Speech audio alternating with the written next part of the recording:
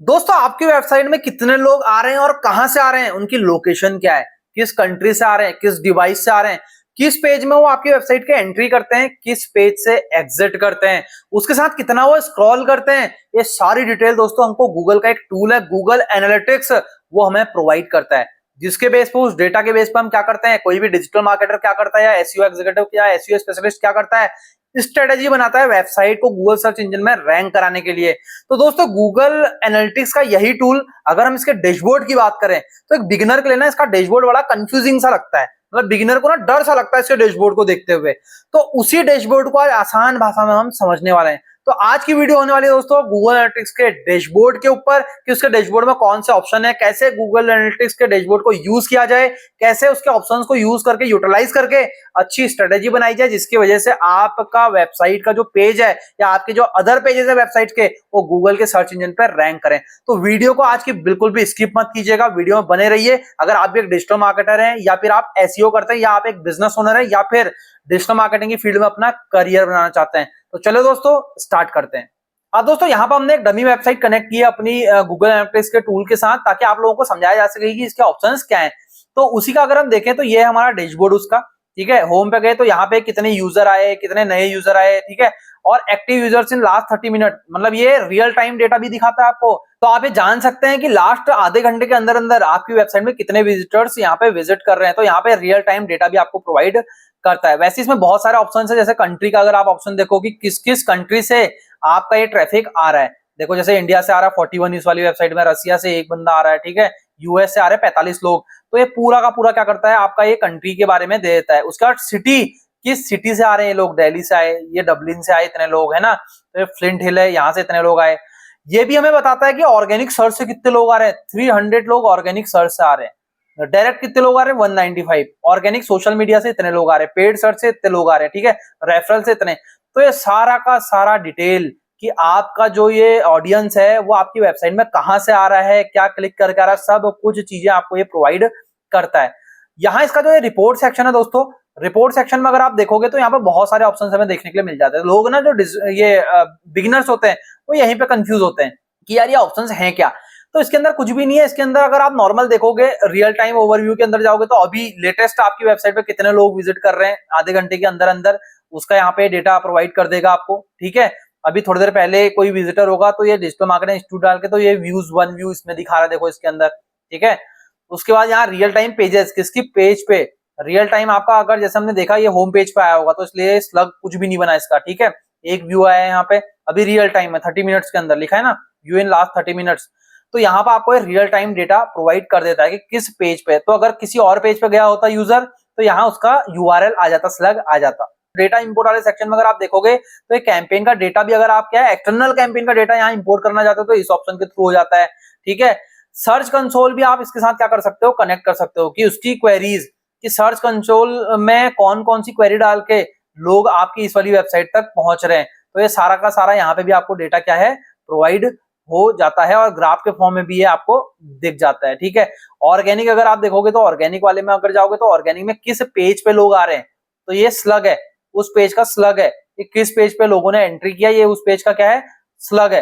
तो इस स्लग से तुम पहचान सकते हो कि यार अपना कुछ नहीं करना है, इस स्लग के आगे वेबसाइट के होम पेज का यूआरएल डाल दो, आप डायरेक्टली उस पेज में एंटर कर जाओगे जिस भी पेज से ये लोग आ रहे हैं, ठीक है। तो यहाँ इसका भी ये डेटा हमें प्रोवाइड करता है।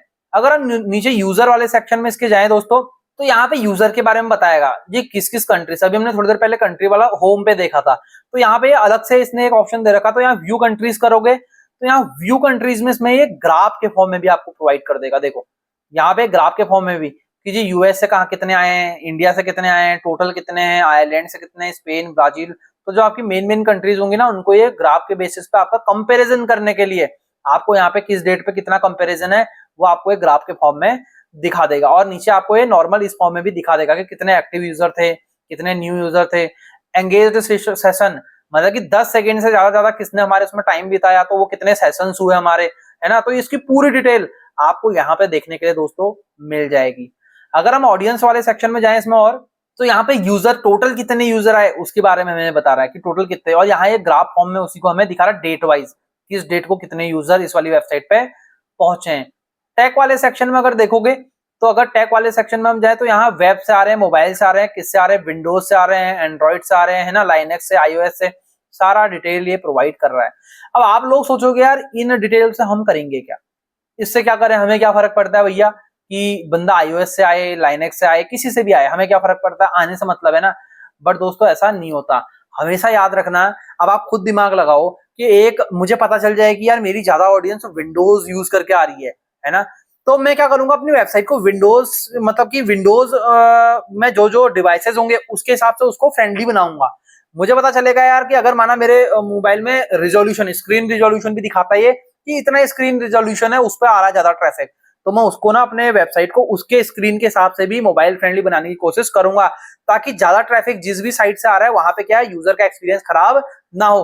तो आप लोगों को लगेगा कि यार ये डेटा बेकार है, लेकिन ये डेटा बेकार दोस्तों बिल्कुल भी नहीं है। देखो यहाँ पे जो मैं स्क्रीन रिजोल्यूशन की बात कर रहा था कि कितने लोग कौन से स्क्रीन को यूज करके आ रहे हैं, तो ये डेटा काम का बहुत होता है। अगर आप ठीक तरीके से इसको यूटिलाइज करें ना, तो ये डेटा बहुत काम की चीज है। इसके बेसिस पर आप बहुत सारी स्ट्रेटेजीज बना सकते हैं। उसके बाद नेक्स्ट अगर हम देखें और भी, अगर इसके अंदर हम देखें तो इसमें इसने क्या कर दिया, इनको भी क्रोम से, फायरफॉक्स से, जो सर्च इंजन ये अपना ये होते हैं ब्राउजर को भी इसने क्या कर दिया है, अलग अलग ब्राउजरों का भी इसने कंपैरिजन करके यहाँ पे दिखा दिया है अलग अलग। तो क्रोम से हमारा ज्यादा ट्रैफिक है तो हमें पता चल गया कि उस ब्राउजर के हिसाब से भी हमें देखना है, ठीक है।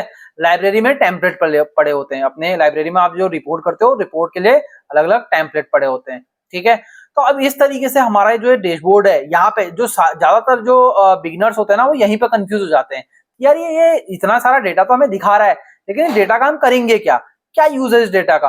तो इस डेटा का दोस्तों यही यूज है कि आप अलग अलग डेटा को रीड करके, आप पता कर सकते हो कि जी कौन सा कस्टमर आपके कौन से वाले पेज पे जा रहा है, किस डिवाइस से आ रहा है, किस लोकेशन से आ रहा है, A to Z अपने यूजर को आप ट्रैक कर सकते हो इसके थ्रू, A to Z।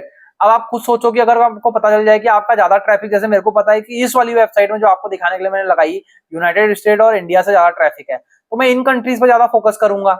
अब दोस्तों बहुत सारे लोगों का एक क्वेश्चन होता है कि यार जो ये गूगल एनालिटिक्स का कोड है ना, वो कोड एक बार कनेक्ट तो कर लिया, लेकिन अब वो मिलेगा कहाँ पे, कहाँ से हम देख सकते हैं उस कोड को दोबारा। तो एक बार मैं आपको दिखा देता हूं कि उस कोड को आप कहां से दोबारा से देख सकते हैं और यूज कर सकते हैं। तो दोस्तों उसके लिए आपको सबसे पहले एडमिन में जाना है, और एडमिन में जाने के बाद आप डेटा स्ट्रीम्स में चले जाना। अब डेटा स्ट्रीम्स में जाने के बाद इस वाली वेबसाइट में जैसे मैं नीचे गया और व्यू टैग इंस्ट्रक्शन पे मैंने क्लिक किया। अब व्यू टैग इंस्ट्रक्शंस पे क्लिक करते ही अगर आप देखोगे तो इसके अंदर हमें यहाँ पे इंस्टॉल मैनुअली पे जाके कोड दिख जाएगा। तो इस कोड को आप यहाँ से क्या कर सकते हैं, ट्रैक कर सकते हैं। तो ये था दोस्तों गूगल एनालिटिक्स के टूल का डैशबोर्ड, जिसको लेके बहुत सारे बिगिनर्स कंफ्यूज होते हैं कि बहुत ही लेंथी डैशबोर्ड लग रहा है। तो सीधा आपको एक दिमाग में बात रखनी है कि क्या है गूगल एनालिटिक्स। गूगल एनालिटिक्स जो यूजर है ना, उसके पीछे एक चिप लग गई है, समझो आप, ट्रैकिंग चिप। तो अब यूजर आपकी वेबसाइट में क्या एक्टिविटीज कर रहा है, वो उसका बिहेवियर क्या है आपकी वेबसाइट के लिए, बेसिकली वो आपको पूरा डेटा ये रख के दे देगा इसके अंदर। अब आपको उस डेटा को खाली देखना नहीं है, उस डेटा से स्ट्रेटेजी बनानी है, और खाली स्ट्रेटेजी नहीं बनानी, उसको इंप्लीमेंट करना है अपनी वेबसाइट के अंदर। और धीरे धीरे आप देखोगे कि आपकी वेबसाइट भी सर्च इंजन के अंदर रैंक करने लग जाएगी, अगर आप गूगल एनालिटिक्स के टूल को अच्छे से यूज करना सीख गए तो। दोस्तों ये था गूगल एनालिटिक्स का डैशबोर्ड। आपको आज की वीडियो कैसी लगी कमेंट करके हमें जरूर बताना। अगर आपके कोई डाउट्स हैं कमेंट में आप पूछ सकते हो, और अगर आपको वीडियो पसंद आई तो वीडियो को दोस्तों लाइक कर दो। चैनल को अभी तक सब्सक्राइब नहीं किया तो चैनल को सब्सक्राइब कर लेना, ताकि ऐसी जो इंपॉर्टेंट वीडियोस है ना आप तक पहुंचते रहें। तो चलिए दोस्तों मिलते हैं नेक्स्ट इंपॉर्टेंट वीडियो में, तब तक के लिए सीखते रहिए, बढ़ते रहिए और अपनी स्किल्स को एनहांस करते रहिए।